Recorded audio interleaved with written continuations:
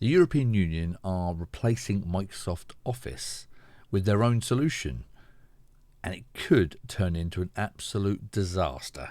I'm a 45-year-old dad, and here is my take on tech. So what is the story we have here?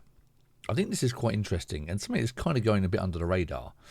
But the European government have decided they don't want to pay Microsoft's fees anymore. Totally fair. They don't want to be controlled by an American company where they can just hike up the prices when they want, update when they want, and the European government have no control over it. So I completely understand why they want to get away from Office and Microsoft. We all, I think, agree on this. No problem at all there. It's just the implementation and what they've decided to do is the problem. Now, they have gone open source. Fantastic. I'm a big fan of this. As we've spoken about before, that I'm kind of leaning towards that digital off-grid homestead style where, you know, we control our own software and it's all locally hosted and it can't be taken away from us. I'm a big fan of this. But the European government have gone about this a really awkward way. So what they've done, they are launching Euro Office, and that is launching on the 9th of June. It is currently late in the evening on the 3rd of June here, and they are nowhere near ready. Okay, so here is the GitHub page for Euro Office. Now, what's important here is that this is not, they're not replacing an Office suite as such. What they want is an online collaboration tool. So multiple departments and multiple governments can update the same document live. I know that sounds like an absolute disaster waiting to happen, but that's not the biggest problem because they've kind of done it. Okay, so what they've done here is they've actually forked another open source project called OnlyOffice. That's a common thing to do, fork software, no problem. However, OnlyOffice does have Russian-based developers, and they've basically taken that, rebranded it, rewrapped it, and launched it as EuroOffice. Now, the original developers are now accusing the European government of license violations under the AGPL 3 is the license, I think. They're saying that they've violated the rules of that. And now it's turning into an ugly legal battle. So now this is due to launch in 6 days, and they haven't sorted out the legal problems with the developers of OnlyOffice. I mean, it's just a disaster. Yeah, the AGPL code base, there you go. Now, the tool itself, you know, it seems like they've done a good job here, but they've done the wrong thing. What they should, so the options are, so what else could they have done? They don't want to use Microsoft, no problem.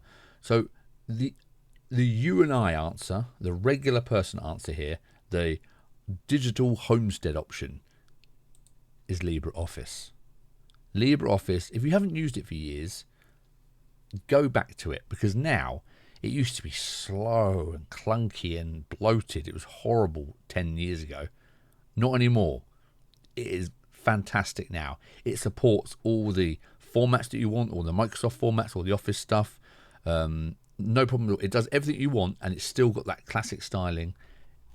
It's fantastic. LibreOffice is the way. You download the app, and it is yours forever on your PC or whatever you download it on, and it will just work forever. No problems.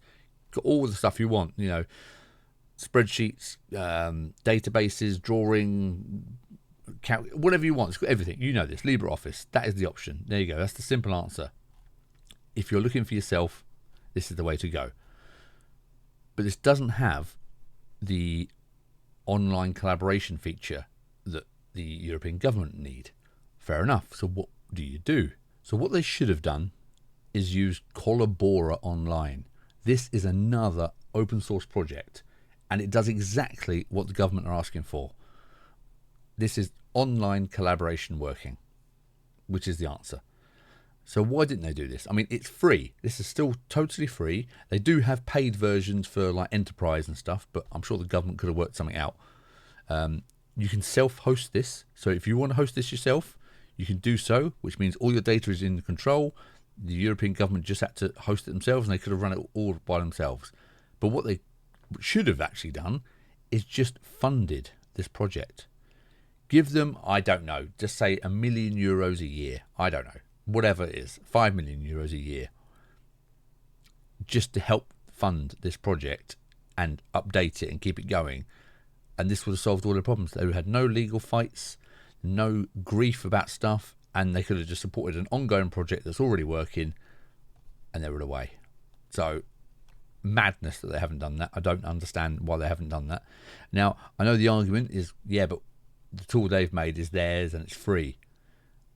Okay, but all they've done is fork it, which means it needs to be maintained now, which is not ideal. And they could have just paid for this, donated for this. You know, again, you're not donating, you are investing in this cool project that would have answered it for them. So it's going to be fascinating to watch. So keep an eye on what happens here, because it could be a legal nightmare. And if they're supposed to be going launching in 6 days, who knows what's going to happen. But it's definitely one to come back on. And it just goes to show you how difficult this whole, managing all this software licensing can be. And we said about being a digital homestead, the importance of owning your own code and owning your own software. That's why it's vital. And we don't want to be beholden to Microsoft all the time.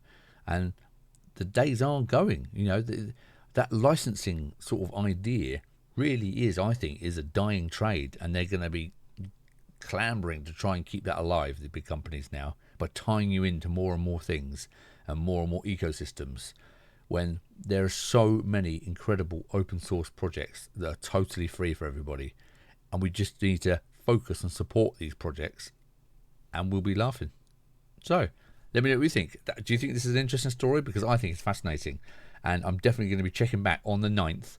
I'll do a video on the launch and see how it goes, and see if they do actually launch this, because the legal battle might well stop it. Anyway, that's my take on this piece of tech. Fascinating. Thanks for watching. Please subscribe, please follow along, and leave your comments below. Thanks very much. Goodbye.